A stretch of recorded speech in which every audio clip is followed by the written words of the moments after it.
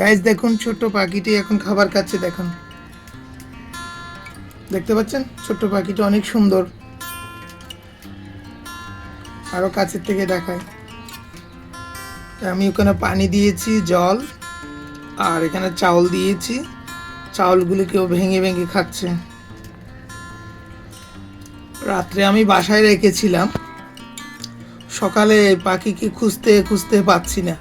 দরজা বন্ধ ছিল, কিন্তু পরে দরজা খুলে দেখি না, ও বারান্দায় একা একা খেলছে। পরে আমি তো অবাক হয়ে গেলাম। পরে দেখি খিদে লাগছে কিনা জিজ্ঞেস করছি, কিন্তু কিছু বলছে না। পরে চাউল দিচ্ছি আর খাচ্ছে। পরে পানিও দিলাম। এই যে পাখিটি দুষ্ট না, পাখিটা অনেক ভালো। কিন্তু এখন ও, দরজা খোলা ছিল, বারান্দা ওপেন ছিল, দেখেন বারান্দা একদম ওপেন আছে।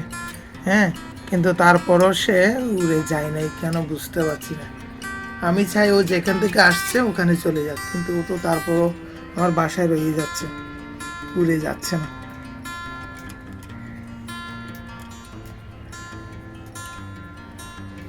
এই যে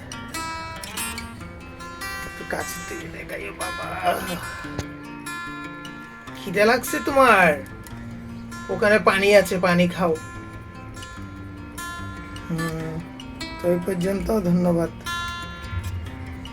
এই পাখির জন্য সবাই দোয়া করবেন, যাতে পাখি তার নিজের সঙ্গীকে খুঁজে পায়। আমি এটা কদিন রাখতে পারবো জানি না, কিন্তু আমি নিজের কাজের ব্যস্ততায় সময় দিতে পারি না।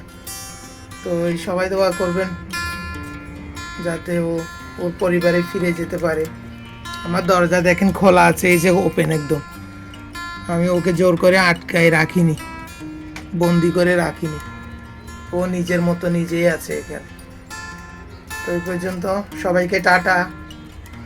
সবাইকে একটা টাটা দিয়ে দাও, ভয় পেও না।